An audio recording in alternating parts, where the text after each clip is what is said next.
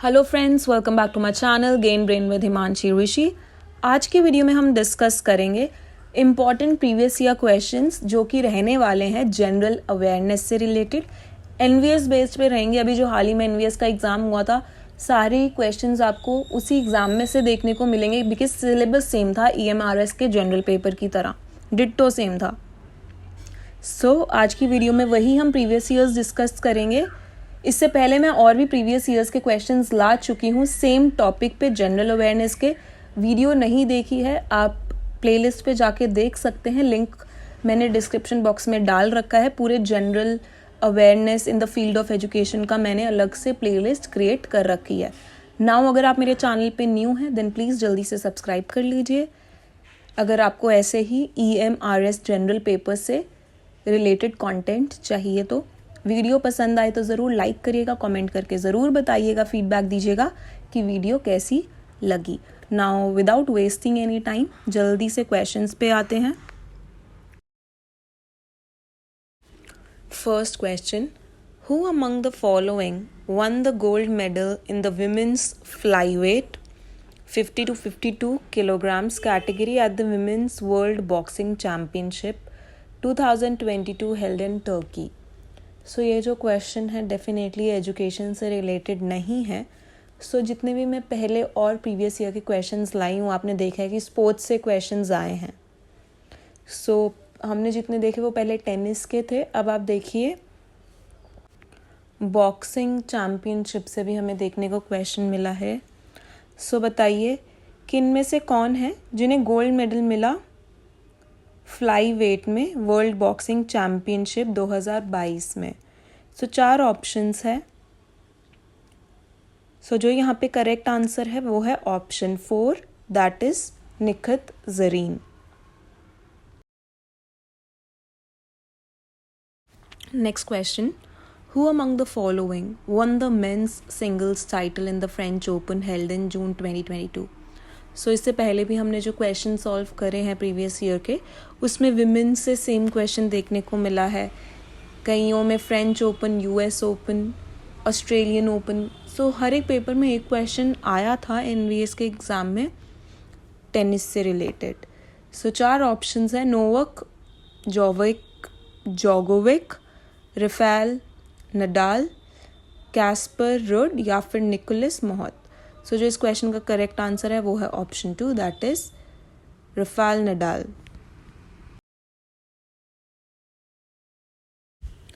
Next question हमारा education से related है। Among the following physicist who was conferred the Templeton prize in 2022? Basically ये physics से related है। हमें 4 ऑप्शंस दिए हैं, हमें बताना है फिजिक्स में फिजिशिस्ट कौन है, फिजिक्स जो स्टडी करता है, ठीक है। किनको ये टेम्पल्टन प्राइज़ 2022 में दिया गया है? 4 ऑप्शंस है। जो इस क्वेश्चन का करेक्ट आंसर है सीधा वही डिस्कस करते हैं। Here the correct answer is the second option, that is Frank Wilczek. आप इसे कैसे भी प्रोनाउंस कर लीजिए, खैर फ्रैंक विल्चेक इसका करेक्ट आंसर होगा। अगर आपको इसकी पीडीएफ चाहिए उसके लिए आप मेरा टेलीग्राम का चैनल भी ज्वाइन कर सकते हैं, जिस पे मैं अपनी सभी वीडियोस की पीडीएफ डालती हूँ।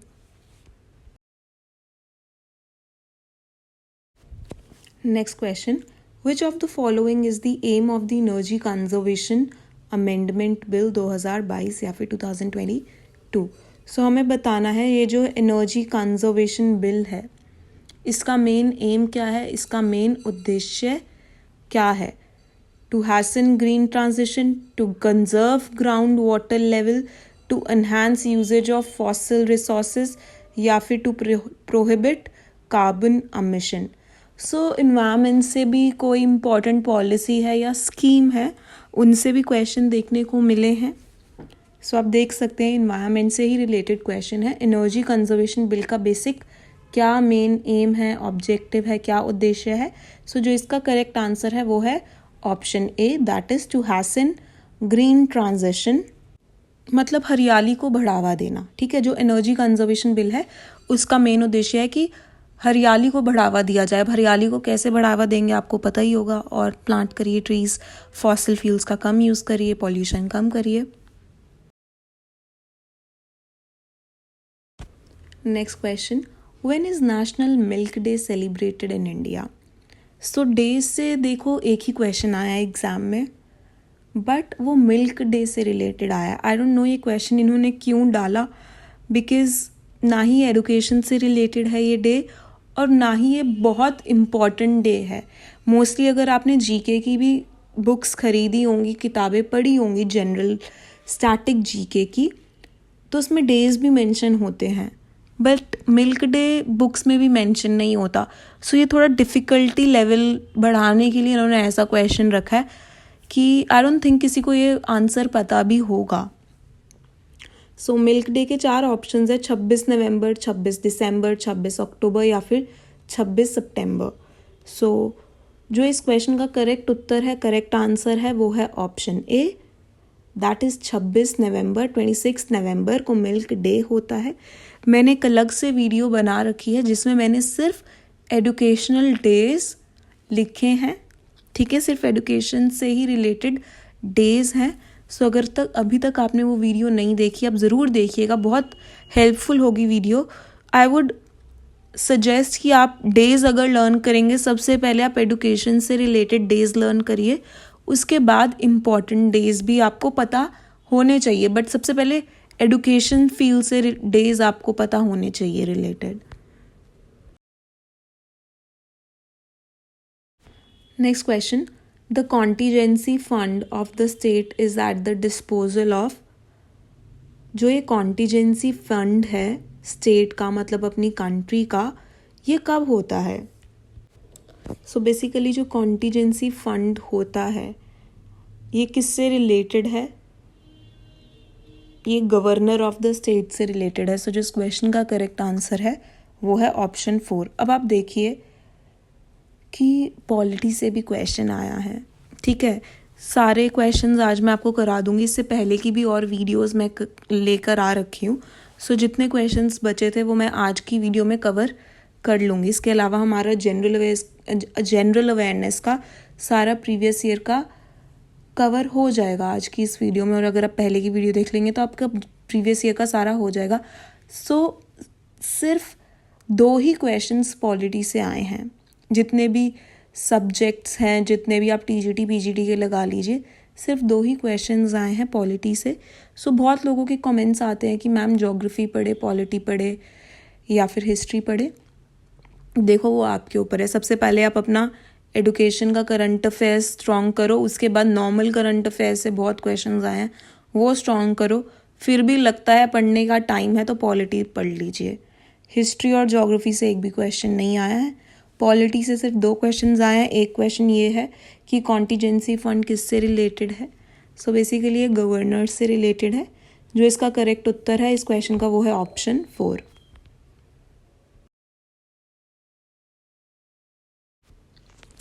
Next question, who are the recipients of the Nobel prize in chemistry in 2021? Nobel prize 2021 में किसे दिया गया? सो नोबेल प्राइज से बहुत क्वेश्चन आए हैं। मैंने पहले भी आपको बताया केमिस्ट्री से पूछा गया है, अभी वाला भी केमिस्ट्री से है, बट एक एग्ज़ाम में 2022 का पूछा गया है। अब देखिए इसमें यहाँ पे 21 का पूछा गया है, किसी एग्ज़ाम में पीस से रिलेटेड पूछा गया है, किसी में लिटरेचर में किसको दिया।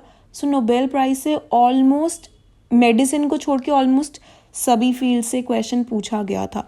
और मैंने आपको इससे 1 या 2 वीडियो पहले, जैसे वीडियो का 18th पार्ट है, आई रिमेंबर, किसी भी मतलब लास्ट की 3-4 वीडियो में मैंने आपको सारे नोबेल प्राइज़ विनर भी 2022 वाले कराए हैं। सो आप देख सकते हैं वो वीडियो अगर आपने नहीं देखी। मैंने पूरी प्लेलिस्ट जो एजुकेशन करंट अफेयर्स से रिलेटेड है अलग से प्लेलिस्ट बनाई है, उसका लिंक मैंने डिस्क्रिप्शन पे डाल दिया है, आप वहाँ से देख सकते हैं। सो 4 ऑप्शंस हैं हमारे पास, सारे ऑप्शंस नहीं पढ़ेंगे, सीधा आंसर डिस्कस करेंगे। सो ऑप्शन 3 हमारा करेक्ट आंसर है। यहाँ पे बड़ा अजीब सा प्रोनाउंसिएशन है इस नाम का। ऑप्शन 3 करेक्ट आंसर है। सिक्रो, मनबे एंड क्लॉस हैसलमन हमारा करेक्ट आंसर है। इनको नोबेल प्राइज़ केमिस्ट्री में 2021 में दिया गया था।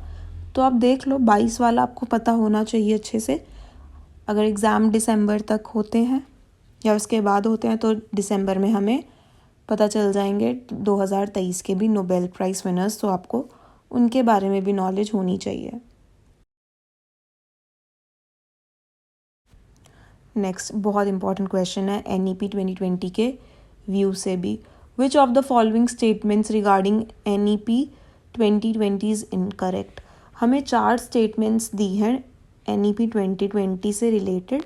हमें बताना है कौन सा एक स्टेटमेंट गलत है। ठीक है, मैं चारों स्टेटमेंट्स पढ़ूंगी और समझाऊंगी। सो जो फर्स्ट स्टेटमेंट है हमारा वो बोल रहा है gross enrolment ratio in higher education to be raised to 30% by 2035। जो इंडिया का ग्रॉस एनरोलमेंट रेशियो है हायर एजुकेशन में वो 30%, 30% तक बढ़ जाएगा 2035 तक। हमने ये डिस्कस किया है ये बहुत अच्छे से, अगर आपको याद हो। सेकंड ऑप्शन पे आइए, academic bank of credits to be established to facilitate the transfer of credits. ये भी हमने किया है ABC, है ना। और ABC क्या है मैंने आपको ये भी बताया है, ट्रांसफ़र ऑफ क्रेडिट्स का ही है, तो ये करेक्ट है statement. National research foundation will be created as an apex body to foster research. एक नेशनल रिसर्च फाउंडेशन खोला जाएगा रिसर्च के लिए कि बच्चे रिसर्च कर सके। बेसिकली साइंस की रिसर्च से रिलेटेड है। अगर आपको याद हो NEP में एक इससे रिलेटेड भी क्वेश्चन आ चुका है प्रीवियस ईयर। अगर आपने मेरे सारे देखे, अलग से इस रिसर्च वाले के लिए क्वेश्चन अलग से आया है। सो ये भी करेक्ट है statement. Option 4 NEP 2020 emphasises setting up of gender inclusion fund. हमने इसके बारे में भी बात कर रखी है। सो आप देखिए जितना भी हमने NEP 2020 के बारे में पढ़ा है, जितने भी स्टेटमेंट्स आए हैं हमने सभी के बारे में नॉलेज है ना, सभी के बारे में आपने सुना होगा। सो इसमें से कौन सा इनकरेक्ट है? सुना तो हमने चारों के बारे में है। अब जो गलत स्टेटमेंट है वो है ऑप्शन 1। बिल्कुल ग्रॉस एनरोलमेंट रेशियो 2035 तक बढ़ेगा बट 30% नहीं बढ़ेगा। आपको पता होना चाहिए कितना % बढ़ेगा, क्योंकि हमने NEP में अलग से बार बार ये डिस्कस किया है। मैराथन में भी अभी मैंने जो कल या परसों लिया था उसमें भी ये डिस्कस किया है मैंने। सो अगर आपको पता है कितना % हायर एजुकेशन हो जाएगा gross enrolment ratio higher education में, मुझे ज़रूर कमेंट सेक्शन में बताइएगा। बहुत बार डिस्कस किया इसलिए ये मैं नहीं बताऊंगी, बट हाँ ये स्टेटमेंट गलत है। 30% नहीं, कुछ और % 2035 तक gross enrolment ratio higher secondary में बढ़ जाएगा। तो कमेंट सेक्शन में प्लीज़ ज़रूर बताइएगा कितना %।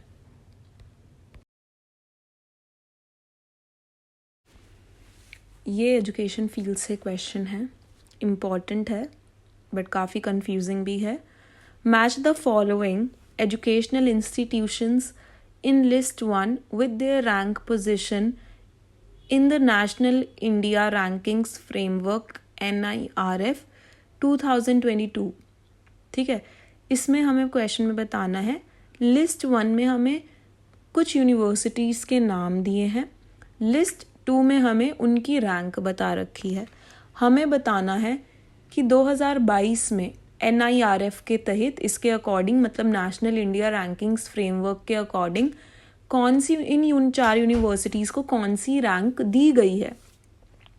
सो यूनिवर्सिटी ऑफ दिल्ली है A ऑप्शन में, बनारस हिंदू यूनिवर्सिटी है सेकंड ऑप्शन में, B में, C में है जवाहरलाल नेहरू यूनिवर्सिटी और D में है सावित्रीबाई फुले पुणे यूनिवर्सिटी।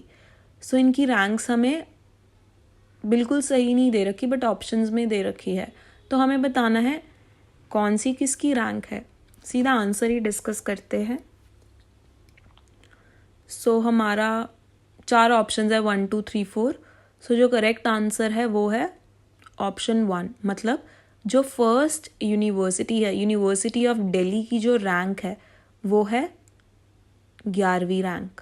ठीक है, जो बी ऑप्शन है बनारस हिंदू यूनिवर्सिटी की जो रैंक है NIRF के अकॉर्डिंग वो है 23rd।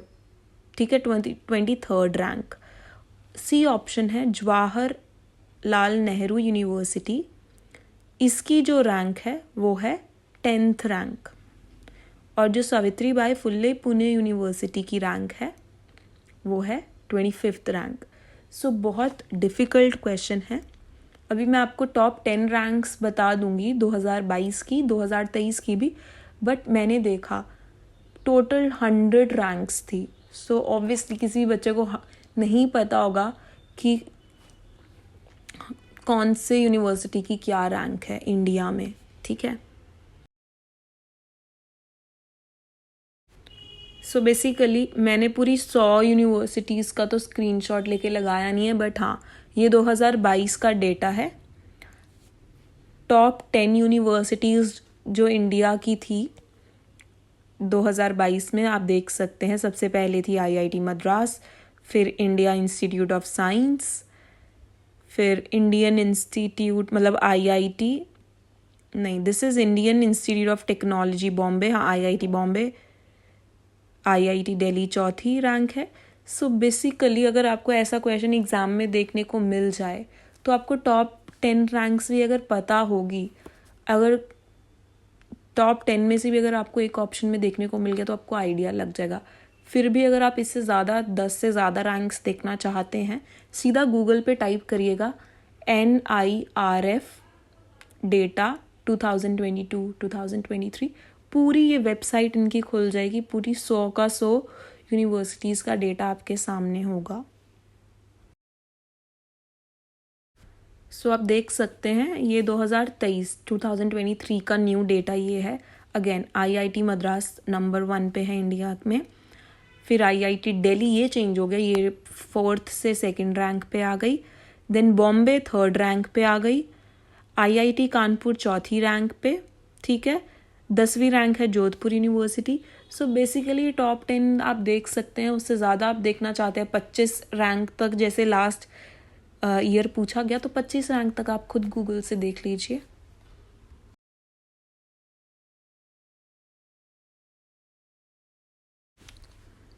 Next question, the Nobel peace prize 2021 वॉज अवॉर्डेड टू। इसमें भी देखिए 2021 से क्वेश्चन पूछा गया है नोबेल पीस प्राइज का। 4 ऑप्शंस है। ए option Maria Ressa and Dmitry Andreyevich Muratov, second option World Food Programme, C option Abiy Ahmed Ali, या फिर 4th ऑप्शन डेनिस मुक्वेज, या फिर नादिया मुराद। सो जो इस क्वेश्चन का करेक्ट आंसर है वो है option 1 Maria Ressa and Dmitry Andreyevich मोरोतोव। ठीक है, इन्हें 2021 में नोबेल पीस प्राइज़ मिला था। सो 2022 का भी आपको पता होना चाहिए।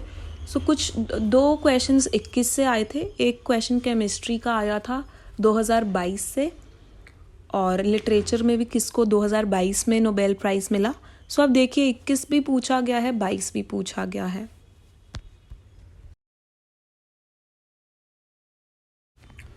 Next question, which country recently launch the moon mission called Danuri. So कौन सी कंट्री ने एक मून मिशन भेजा है, मतलब भेजा था दानुरी के नाम से। सो 2022 में ये क्वेश्चन पूछा गया है, तो ऑब्वियसली लास्ट ईयर ही भेजा होगा। मलेशिया ने, साउथ कोरिया ने, अल्बानिया ने, या फिर इंडिया ने। सो आप देख सकते हैं स्पेस से 2 क्वेश्चन आए थे, 2 नहीं बल्कि 3 ही आए थे स्पेस से।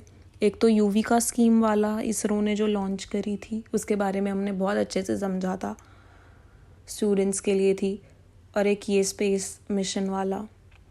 सो जो इसका करेक्ट आंसर है वो है सेकंड ऑप्शन साउथ कोरिया। ठीक है, साउथ कोरिया ने दानुरी नाम की एक मून मिशन लॉन्च करा था।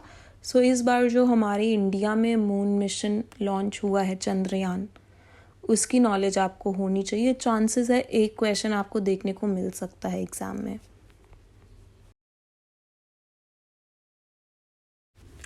Next, Hamari Dharohar scheme has been formulated to preserve the rich heritage of. So आप देख सकते हैं स्कीम्स पॉलिसी से बहुत क्वेश्चंस आए हैं जो न्यूली लॉन्च्ड हैं, चाहे वो एजुकेशन फील्ड से हो, चाहे वो किसी भी फील्ड से हो, इन्वायरमेंट से भी देखे गए हैं, ठीक है। सो हमारी धरोहर जो ये स्कीम है ये किसको प्रिजर्व करने की बात करती है? Endangered tribal communities, freedom struggle of India, Indus valley civilization या फिर minority communities of India. So जो इस क्वेश्चन का करेक्ट आंसर है वो है option 4, that is minority communities of India. So Hamari Dharohar scheme जो माइनॉरिटीज़ है इंडिया की उन्हें प्रिजर्व करने की बात करती है। Next question, which of the following ministries took the initiative of Atal ranking of institutions on innovation achievements? So हमें 4 मिनिस्ट्री दे रखी है, हमें बताना है जो अटल रैंकिंग है ये कौन सी मिनिस्ट्री करती है। अटल रैंकिंग भी ना यूनिवर्सिटीज़ की, कॉलेजेस की रैंकिंग करती है। सो अगर आपने मेरी पुरानी वीडियोस देखी है तो मैंने आपको टॉप 10 अटल रैंक के हिसाब से बता रखा है, उसमें भी I guess IIT Madras number 1 rank पे है। सो मैंने ये डिस्कस किया हुआ है, मुझे ऐसा लगता है क्वेश्चन। सो जो अटल रैंकिंग ऑफ इंस्टीट्यूशन है वो किसके द्वारा लॉन्च किया गया है, कौन इसे निकालता है? ऑप्शन 1 इसका करेक्ट आंसर है, ministry of education.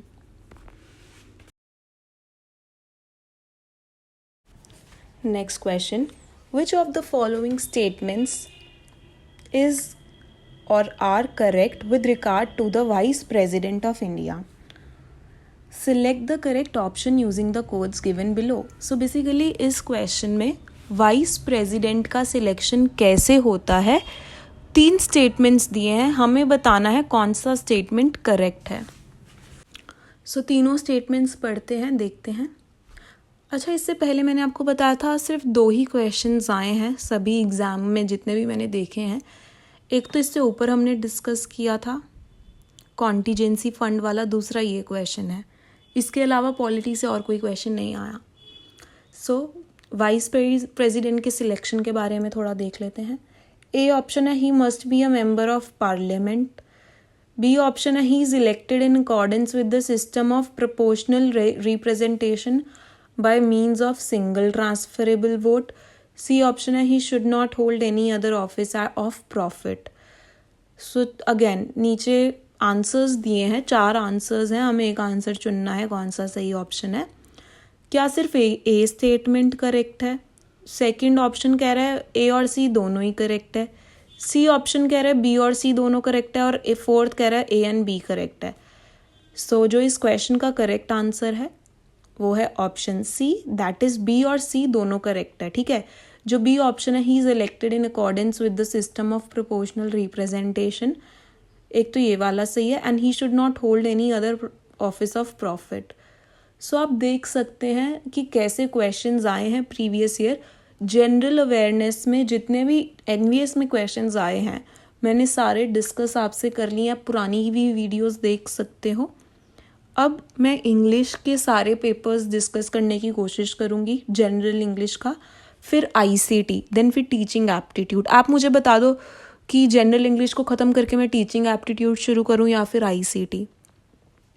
So basically previous year हमने कर ली, और जितने भी न्यू करंट अफेयर्स एजुकेशन से रिलेटेड आते रहेंगे उन पे मैं वीडियोस लाती रहूँगी। 2-4 न्यू करंट अफेयर्स आए हैं, सो जब 2-3 मुझे और मिल जाएंगे, 8-10 करंट अफेयर्स हो जाएंगे, तब मैं उसके लिए एक और नई वीडियो ले आऊँगी। मैंने 3-4 तो देखे हैं न्यू करंट अफेयर्स। सो आज की वीडियो में इतना ही था। अगर वीडियो पसंद आई हो ज़रूर लाइक करिएगा, कमेंट सेक्शन में बताइएगा, फीडबैक दीजिएगा वीडियो कैसी लगी, क्वेश्चंस कैसे लगे। Thank you so much for watching the video. Have a great day.